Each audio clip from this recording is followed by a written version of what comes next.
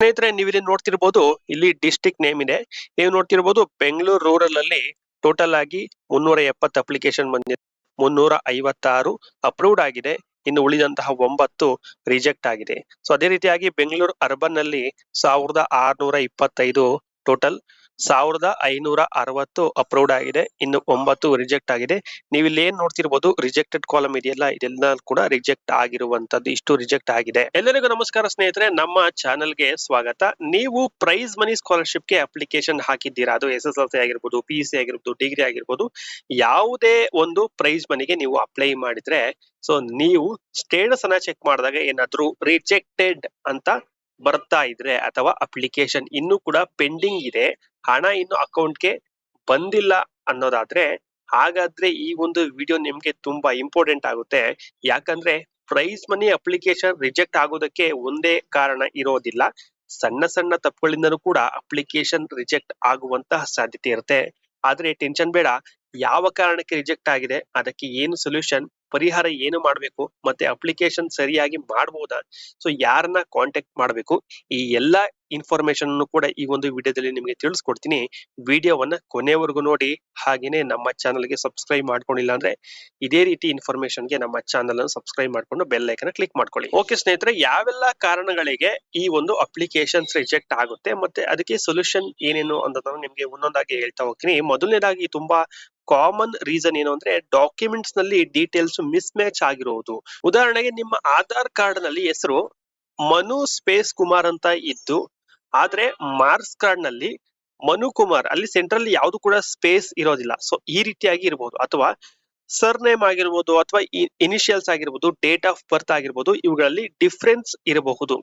ಇಂತಹ ಸಣ್ಣ miss match ಇದ್ರೂ ಕೂಡ ವೆರಿಫಿಕೇಶನ್ ಸಮಯದಲ್ಲಿ ಪ್ರಾಬ್ಲಮ್ ಆಗುವಂತ ಸಾಧ್ಯತೆ ಇರುತ್ತೆ. ನೀವು ಕೊಟ್ಟಿರುವಂತಹ, ನೀವು ಸಬ್ಮಿಟ್ ಮಾಡಿರುವಂತಹ ಡಾಕ್ಯುಮೆಂಟ್ಸ್ ಅಲ್ಲಿ ಏನು ಡೀಟೇಲ್ಸ್ ಕೂಡ ಮಿಸ್ ಮ್ಯಾಚಿಂಗ್ ಇರಬಾರ್ದು. ಇದಕ್ಕೆ ಸೊಲ್ಯೂಷನ್ ಏನು ಅಂತ ನೋಡೋದಾದ್ರೆ, ನೋಡಿ, ಮೊದಲು ಆಧಾರ್ ಕಾರ್ಡ್, ಮಾರ್ಕ್ಸ್ ಕಾರ್ಡ್ ಮತ್ತೆ ಕ್ಯಾಸ್ಟ್ ಸರ್ಟಿಫಿಕೇಟ್ ಮತ್ತು ಅಪ್ಲಿಕೇಶನ್ ಅಲ್ಲಿ ಕೊಟ್ಟಿರುವಂತಹ ಡೀಟೇಲ್ಸ್ ಎಲ್ಲವನ್ನು ಕಂಪೇರ್ ಮಾಡಿ ನೋಡಿ, ಯಾವ ಡಾಕ್ಯುಮೆಂಟ್ಸ್ ಅಲ್ಲಿ ತಪ್ಪಿದೆಯೋ ಅದನ್ನ ಕರೆಕ್ಟ್ ಮಾಡಿಸಬೇಕು. ಯಾರನ್ನ ಕಾಂಟ್ಯಾಕ್ಟ್ ಮಾಡ್ಬೇಕು ಅಂತ ನಿಮ್ಗೆ ಮುಂದೆ ಹೇಳ್ತೀನಿ. ಇದನ್ನ ನೀವು ಮೊದಲನೇದಾಗಿ ಚೆಕ್ ಮಾಡ್ಕೋಬೇಕು. ಡೀಟೇಲ್ಸ್ ಆಗಿರ್ಬೋದು, ಸ್ಪೆಲ್ಲಿಂಗ್ಸ್ ಆಗಿರ್ಬೋದು, ಡೇಟ್ ಆಫ್ ಬರ್ತ್ ಆಗಿರ್ಬೋದು, ಯಾವುದು ಕೂಡ ಒಂದು ಡಾಕ್ಯುಮೆಂಟ್ಸ್ ಅಲ್ಲಿ ಕೂಡ ಮಿಸ್ ಮ್ಯಾಚ್ ಇರಬಾರ್ದು. ಇದನ್ನ ನೀವು ಮೊದಲನೇದಾಗಿ ನೋಡ್ಕೊಳ್ಳಿ. ಇನ್ನು ಎರಡನೇದಾಗಿ, caste certificate problem. Prize money application ನಲ್ಲಿ RD ನಂಬರ್ ತಪ್ಪಾಗಿ ಎಂಟರ್ ಮಾಡಿರಬಹುದು, ಅಥವಾ ಸರ್ಟಿಫಿಕೇಟ್ ನಲ್ಲಿ ಇರುವಂತಹ ಹೆಸರು ಮತ್ತು ಆಧಾರ್ ನಲ್ಲಿರುವಂತಹ ಹೆಸರು ಮ್ಯಾಚ್ ಆಗದೆ ಇರುವಂತದ್ದು. ಸೊ ಇಂತಹ ಸಮಯದಲ್ಲೂ ಕೂಡ ಕ್ಯಾಸ್ಟ್ ಸರ್ಟಿಫಿಕೇಟ್ ವೆರಿಫೈ ಆಗದೆ ಅಪ್ಲಿಕೇಶನ್ ಕೂಡ ರಿಜೆಕ್ಟ್ ಆಗುವಂತ ಸಾಧ್ಯತೆ ಇರುತ್ತೆ. ಇದಕ್ಕೆ ಏನ್ ಸೊಲ್ಯೂಷನ್ ಅಂತ ನೋಡೋದಾದ್ರೆ, ಮೊದಲು ನಿಮ್ಮ caste certificate RD number correct ಇದೆಯಾ ಅಂತ ಚೆಕ್ ಮಾಡ್ಕೊಳ್ಳಿ. ಒಂದು ಅಕ್ನಾಲಜ್ಮೆಂಟ್ ಇರುತ್ತಲ್ಲ, ಅಕ್ನಾಲಜ್ಮೆಂಟ್ ಅಲ್ಲಿ ಚೆಕ್ ಮಾಡ್ಕೊಳ್ಳಿ. ಸರ್ಟಿಫಿಕೇಟ್ ನಲ್ಲಿ ಡೀಟೇಲ್ಸ್ ತಪ್ಪಿದ್ರೆ ಮೊದಲು ಅದನ್ನ ಕರೆಕ್ಷನ್ ಮಾಡಿಸ್ಬೇಕು. ಯಾರನ್ನ ಕಾಂಟ್ಯಾಕ್ಟ್ ಮಾಡ್ಬೇಕು ಅಂತ ನಿಮ್ಗೆ ಮುಂದೆ ಹೇಳ್ತೀನಿ. ಸೊ ಮೂರನೇದಾಗಿ ಇಂಪಾರ್ಟೆಂಟ್ ರೀಸನ್ ಏನು ಅಂದ್ರೆ, ಮಾರ್ಕ್ಸ್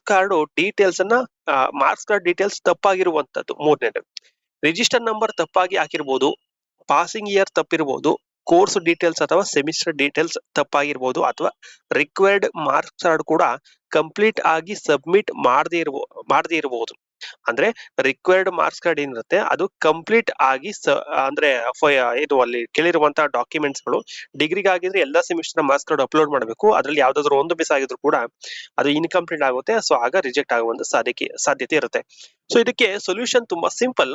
ನಿಮ್ಮ ಒರಿಜಿನಲ್ ಮಾರ್ಕ್ಸ್ ಕಾರ್ಡ್ ಮುಂದೆ ಇಟ್ಕೊಂಡು ಅಪ್ಲಿಕೇಶನ್ ಅಲ್ಲಿ ಕೊಟ್ಟಿರುವಂತಹ ಪ್ರತಿಯೊಂದು ಡೀಟೇಲ್ಸ್ ಅನ್ನು ಚೆಕ್ ಮಾಡಿ, ಕರೆಕ್ಟ್ ಆಗಿದೆ ಅಂತ ಚೆಕ್ ಮಾಡಿ. ರಿಜಿಸ್ಟರ್ ನಂಬರ್ ಆಗಿರ್ಬೋದು, ಪಾಸಿಂಗ್ ಇಯರ್ ಆಗಿರ್ಬೋದು, ಕೋರ್ಸ್ ಮತ್ತೆ ಮಾರ್ಕ್ಸ್ ಕಾರ್ಡ್ ಎಲ್ಲವೂ ಕೂಡ ಕರೆಕ್ಟ್ ಆಗಿರ್ಬೇಕು. ಅಂದ್ರೆ ಎಲ್ಲಾನು ಕೂಡ ಅಪ್ಡೇಟ್ ಆಗಿರ್ಬೇಕು, ಅಂದ್ರೆ ಅಪ್ಲೋಡ್ ಆಗಿರಬೇಕು ನೀವು ಅಪ್ಲಿಕೇಶನ್ ಆಗಿರುವಂತಹ ಒಂದು ಆನ್ಲೈನ್ ಅಪ್ಲಿಕೇಶನ್ ಅಲ್ಲಿ. ಇನ್ನು ನಾಲ್ಕನೇದಾಗಿ, ಫಸ್ಟ್ ಅಟೆಂಪ್ಟ್ ಎಲಿಜಿಬಿಲಿಟಿ ತುಂಬಾ ಇಂಪಾರ್ಟೆಂಟ್. ಪ್ರೈಸ್ ಮನಿ ಸ್ಕೀಮ್ ನಲ್ಲಿ ಫಸ್ಟ್ ಅಟೆಂಪ್ಟ್ ನಲ್ಲಿ ಪಾಸ್ ಆಗಿರುವಂತಹ ಕಂಡೀಷನ್ಸ್ ತುಂಬಾ ಇಂಪಾರ್ಟೆಂಟ್ ಆಗಿರುತ್ತೆ. ಸೊ ನೀವು ಯಾವ್ದಾದ್ರು ಸಬ್ಜೆಕ್ಟ್ ನಲ್ಲಿ ಫೇಲ್ ಆಗಿ ನಂತರ ಸಪ್ಲಿಮೆಂಟರಿ ಎಕ್ಸಾಮ್ ಅನ್ನ ಬರೆದು ಪಾಸ್ ಆಗಿದ್ರೆ ಎಲಿಜಿಬಿಲಿಟಿ ನಿಮ್ಗೆ ಪ್ರಾಬ್ಲಮ್ ಆಗುತ್ತೆ. ನಿಮ್ಗೆ ಈ ಒಂದು ಸ್ಕಾಲರ್ಶಿಪ್ ಸಿಗೋದಿಲ್ಲ. ಸೊ ಇಂಥವ್ರು ಈ ಒಂದು ಸ್ಕಾಲರ್ಶಿಪ್ ಆಸೆನ ಬಿಟ್ಟುಬಿಡಿ. ಸೊ ಆದ್ರಿಂದ ನಿಮ್ಮ ಅಪ್ಲಿಕೇಶನ್ ರಿಜೆಕ್ಟ್ ಆಗಿದೆ, ಮೊದಲು ಸ್ಟೇಟಸ್ ಅಲ್ಲಿ ಎಕ್ಸಾಕ್ಟ್ ರಿಜೆಕ್ಷನ್ ರೀಸನ್ ಏನು ಅಂತ ನೋಡಿ. ಎಲಿಜಿಬಿಲಿಟಿ ಕಾರಣಕ್ಕೆ ರಿಜೆಕ್ಟ್ ಆಗಿದ್ರೆ ಡಾಕ್ಯುಮೆಂಟ್ ಕರೆಕ್ಷನ್ ಮಾಡಿದರೆ ಮಾತ್ರ ಅಪ್ಲಿಕೇಶನ್ ಅಪ್ರೂವ್ ಆಗೋದಿಲ್ಲ. ಸೊ ಈ ರೀತಿಯಾಗಿ ಸಪ್ಲಿಮೆಂಟರಿ ಎಕ್ಸಾಮ್ ಅನ್ನ ಯಾವ್ದಾದ್ರು ಒಂದು ಸಬ್ಜೆಕ್ಟ್ ಕೂಡ ಸಪ್ಲಿಮೆಂಟರಿ ಎಕ್ಸಾಮ್ ಅನ್ನ ಪಾಸ್ ಮಾಡಿ ನೀವೇನಾದ್ರೂ ಪಾಸ್ ಆಗಿ ನೀವು ಅಪ್ಲೈ ಮಾಡಿದ್ರೆ ನಿಮ್ಗೆ ಬರೋದಿಲ್ಲ. ನೀವು ಜಾಸ್ತಿ ಆಸೆ ಇಟ್ಕೋಬೇಡಿ, ಇದನ್ನ ನೀವು ನೆಗ್ಲೆಕ್ಟ್ ಮಾಡದೆ ಒಳ್ಳೇದು. ಇನ್ನು ಐದನೇದಾಗಿ ಕಾಮನ್ ಪ್ರಾಬ್ಲಮ್ ಏನು ಅಂದ್ರೆ ಬ್ಯಾಂಕ್ ಅಕೌಂಟ್ ಮತ್ತು ಆಧಾರ್ ಡಿಬಿಟಿ ಇಶ್ಯೂ ಇರುವಂತದ್ದು. ಬಹಳ ಜನ ಏನು ಅಂದ್ರೆ ಬಹಳ ಜನ ಸ್ಟೂಡೆಂಟ್ಸ್ ಇಲ್ಲಿ ಏನ್ ಅನ್ಕೊಳ್ತಾರೆ ಅಂದ್ರೆ ನನ್ನ ಆಧಾರ್ ಕಾರ್ಡ್ ಬ್ಯಾಂಕ್ ಅಕೌಂಟ್ಗೆ ಲಿಂಕ್ ಆಗಿದೆ, ಹಾಗಾಗಿ ಪ್ರಾಬ್ಲಮ್ ಏನು ಇರೋದಿಲ್ಲ. ಆದ್ರೆ ಆಧಾರ್ ಲಿಂಕ್ ಆಗಿರೋದು ಮಾತ್ರ ಸಾಕಾಗಲ್ಲ. ಡಿಬಿಟಿ ಪೇಮೆಂಟ್ ಬರಬೇಕಾದ್ರೆ NPCI ಮ್ಯಾಪಿಂಗ್ ಆಕ್ಟಿವ್ ಇರಬೇಕು. ಸೊ ಇದನ್ನ ಚೆಕ್ ಮಾಡೋದು ಹೇಗೆ? ನಿಮ್ಮ ಬ್ಯಾಂಕ್ ಬ್ರಾಂಚ್ಗೆ ಹೋಗಿ ನನ್ನ ಅಕೌಂಟ್ಗೆ ಆಧಾರ್ ಡಿಬಿಟಿ ಅಥವಾ NPCI ಮ್ಯಾಪಿಂಗ್ ಆಕ್ಟಿವ್ ಆಗಿದೆಯಾ ಅನ್ನುವಂಥದ್ದನ್ನ ಚೆಕ್ ಮಾಡಕ್ಕೆ ಹೇಳಿ. ಸೊ ಅಲ್ಲಿ ಆಕ್ಟಿವ್ ಇಲ್ಲ ಅಂದ್ರೆ ಬ್ಯಾಂಕ್ ನಲ್ಲಿ ಆಕ್ಟಿವ್ ಮಾಡಿಸಿ, ಅದನ್ನ ಅಪ್ಡೇಟ್ ಮಾಡಿಸಿ. ಏನಂದ್ರೆ NPCI ಮ್ಯಾಪಿಂಗ್ ಅನ್ನ ನಿಮ್ಮ ಬ್ಯಾಂಕ್ ಅಲ್ಲಿ ಮಾಡಿಸಿ. ಸೊ ಇದು ತುಂಬಾ ಇಂಪಾರ್ಟೆಂಟ್. ಇನ್ನು ಆರನೇ ರೀಸನ್ ಏನು ಅಂದ್ರೆ ಡಾಕ್ಯುಮೆಂಟ್ಸ್ ಇನ್ಕಂಪ್ಲೀಟ್ ಅಥವಾ ಕ್ಲಿಯರ್ ಆಗಿರದೇ ಇರುವಂತದ್ದು. ಬ್ಲರ್ ಆಗಿರುವಂತಹ ಡಾಕ್ಯುಮೆಂಟ್ಸ್ ಅನ್ನ ಅಪ್ಲೋಡ್ ಮಾಡಿರುವಂತದ್ದು, ರಾಂಗ್ ಡಾಕ್ಯುಮೆಂಟ್ ಅನ್ನ ಅಪ್ಲೋಡ್ ಮಾಡಿರುವಂತದ್ದು, ಇನ್ಕಂಪ್ಲೀಟ್ ಮಾರ್ಕ್ಸ್ ಕಾರ್ಡ್. ಅಂದ್ರೆ ಇವಾಗ ಡಿಗ್ರಿ ವಿಷಯಕ್ಕೆ ಬಂದ್ರೆ ಅಲ್ಲಿ ಎಲ್ಲಾ ಸೆಮಿಸ್ಟರ್ ನ ಮಾರ್ಕ್ಸ್ ಕಾರ್ಡ್ ಅಪ್ಲೋಡ್ ಮಾಡಿರ್ಬೇಕು. ಯಾವ್ದಾದ್ರು ಒಂದು ಸೆಮಿಸ್ಟರ್ ಮಿಸ್ ಆಗಿದ್ರು ಕೂಡ ನಿಮ್ಗೆ ತುಂಬಾ ಮುಂದೆ ತೊಂದರೆ ಆಗುತ್ತೆ, ರಿಜೆಕ್ಟ್ ಆಗುವಂತ ಸಾಧ್ಯತೆ ಇರುತ್ತೆ.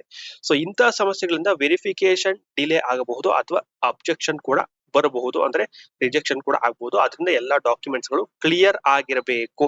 ಒರಿಜಿನಲ್ ಡಾಕ್ಯುಮೆಂಟ್ಸ್ ಮತ್ತು ಫೋಟೋ ಕಾಪೀಸ್ ಎರಡನ್ನು ರೆಡಿ ಮಾಡಿ ಇಟ್ಕೊಳ್ಳಿ. ಇನ್ನು ಏಳನೇ ರೀಸನ್ ಏನು ಅಂದ್ರೆ ಕಾಲೇಜ್ ಅಥವಾ ಕೋರ್ಸ್ ವೆರಿಫಿಕೇಶನ್ ಪ್ರಾಬ್ಲಮ್ ಆಗುವಂತದ್ದು. ಕೆಲವೊಮ್ಮೆ ನೀವು ಓದಿರುವಂತಹ ಕಾಲೇಜ್ ಡೀಟೇಲ್ಸ್ ಅಥವಾ ಕೋರ್ಸ್ ಡೀಟೇಲ್ಸ್ ಏನಿದೆ ಅದು ಸರಿಯಾಗಿ ವೆರಿಫೈ ಆಗದೆ ಅಪ್ಲಿಕೇಶನ್ ಪೆಂಡಿಂಗ್ ಅಥವಾ ರಿಜೆಕ್ಟ್ ಆಗಬಹುದು.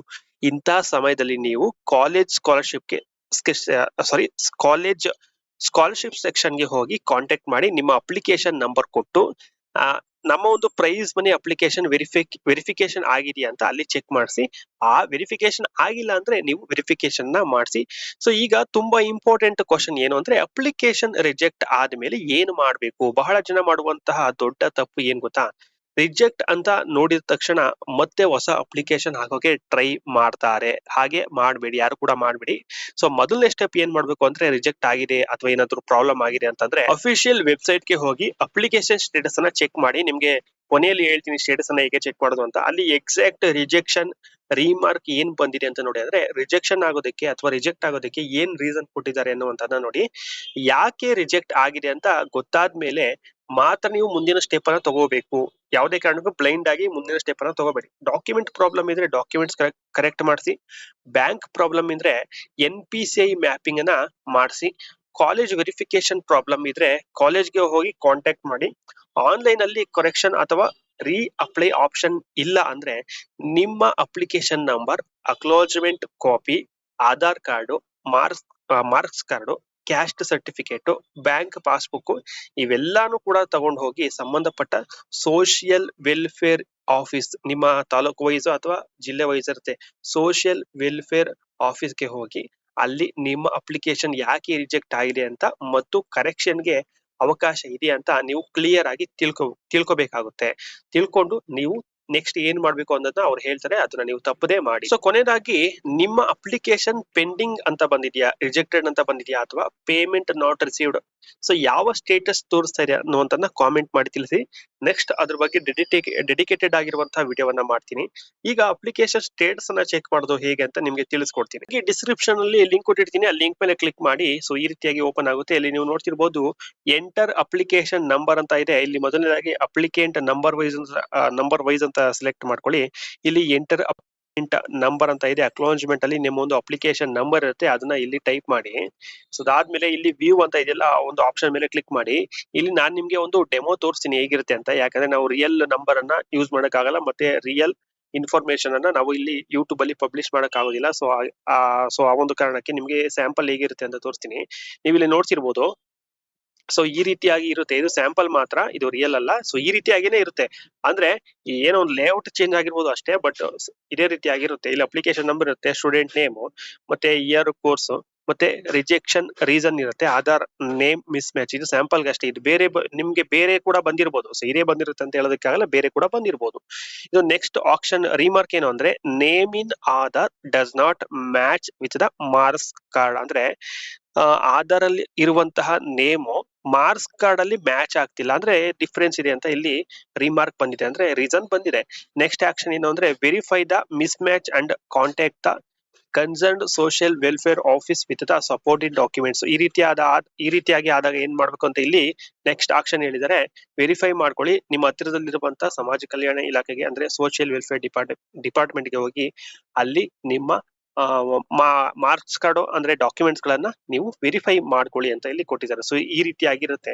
ಸೊ ಓಕೆನಾ, ಅದನ್ನ ನೀವು ಚೆಕ್ ಮಾಡ್ಕೊಂಡು ಏನ್ ಬಂದಿದೆ ಅಂತ ಕಾಮೆಂಟ್ ಮಾಡಿ, ನೆಕ್ಸ್ಟ್ ಅದ್ರ ಬಗ್ಗೆ ವಿಡಿಯೋ ಮಾಡಿದಾಗ ನಿಮ್ಗೆ ತಿಳಿಸ್ಕೊಡ್ತೀನಿ.